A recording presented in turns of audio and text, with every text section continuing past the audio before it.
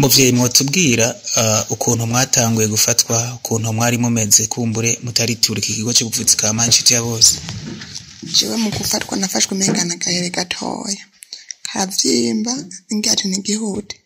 tukayonza bivango biragangura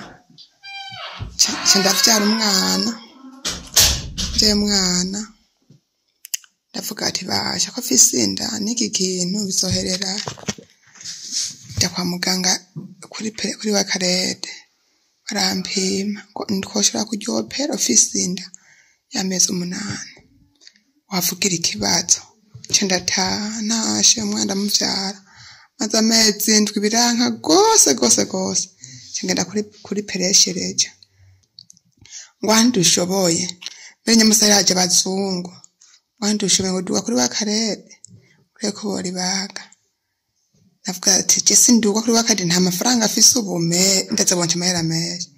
kumugwasha mbwira ati wewe duka bashaka guca miliyoni turayariha kugira turabe ko wewokira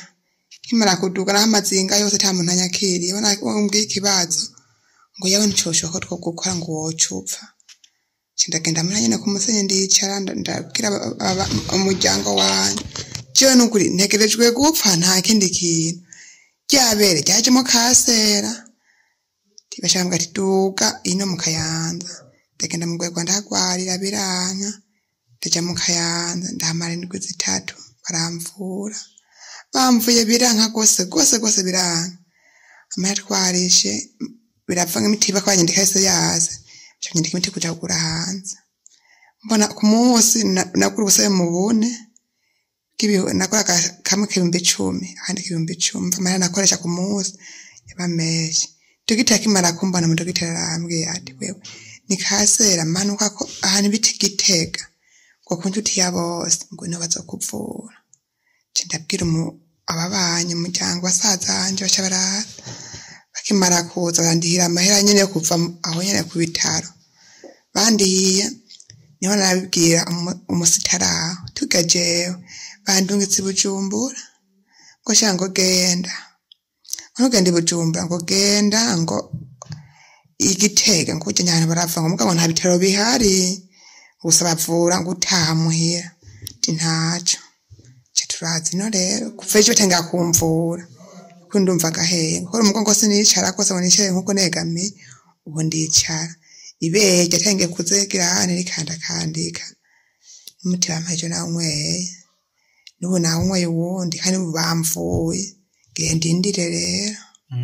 mbega nk'ibintu bitatu ubona ku mpinduka kuva utanguye kuvugwa n'ikigo cy'ubuvuzi ka Inshuti ya Bose utibona ko utarashika ngane nk'ibiri tiwe sinunama ngo name nkuko ubundi unama kandi nibere buntu nkanda kanze niva ko nkanda ko ikora vyondeka kandi n'umugongo niva ko watangiye kugira kurema neza ubu kintu mbuze gusana kayabagubu ko kurya nico vyane bariko bakuvura gute uri kukurikiranwa gute Jari ivyuma bako baramvuza ntavyo nzinyavyo bariko bakuvuza ivyuma Mana yacu warakoze watanze ikigo cy'ubuvuzi ukivukanisha n'ishengero ufite Inshuti ya Bose Simo kombo rukokoye uwafashe yampaye isukari ewe kumbi biriko biraba muri ca kigo cy'ubuvuzi ka Inshuti ya Bose ntavyo wamenye kimwe cyahi Gitega none nukuri kuzima nkamenya nawe erega uzoga ivyakenye ikigo Inshuti ya Bose basigaye bagira sona na massage bakoresheje za mashini karuhariwe ziriye zikura ubucafu mu mubiri bumwe butera ibivyimba n'izindi ndwara izo mashini zifise ubushobozi bwo gusukura mu mubiri